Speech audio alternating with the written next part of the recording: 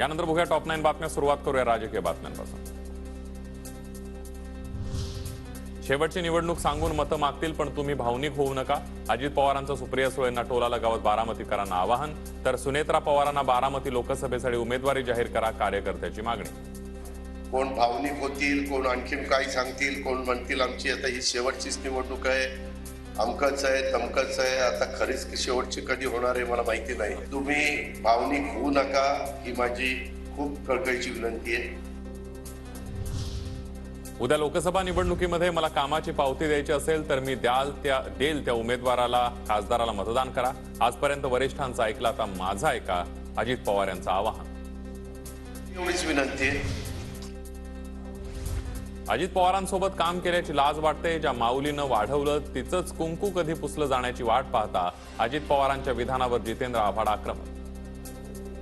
म्हणजे ज्या कुटुंबाने तुम्हाला सगळं दिलं, ज्या माऊलीने तुम्हाला जेवायला दिलं, ज्या माऊलीने तुम्हाला पोरासारखं वागवलं, तीच माऊली ना ती प्रतिभाताई. तिचं कुंकू कधी पुसलं जात आहे याची वाट बघताय तुम्ही.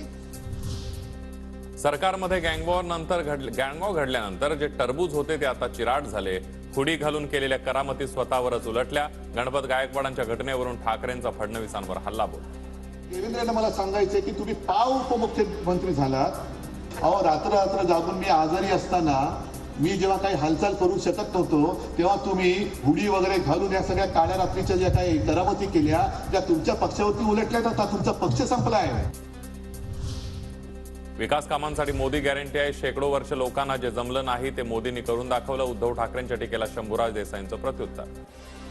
विकास कामांच्यासाठी मोदी गॅरंटी आहे. मोदी साहेबांनी जो शब्द सांगितलाय मोदी गॅरंटी. आता राम मंदिराचा विषय, जे अनेक वर्ष शेकडो वर्ष ज्यांना जमलं नाही ते मान्य मोदी साहेबांच्या नेतृत्वाखाली देशानं करून दाखवलं.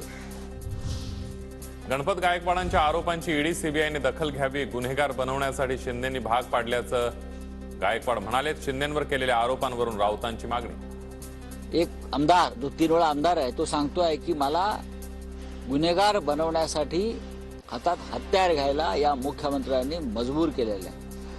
कारण काही असतील. अत्यंत गंभीर असा आरोप त्यांनी केलेला आहे.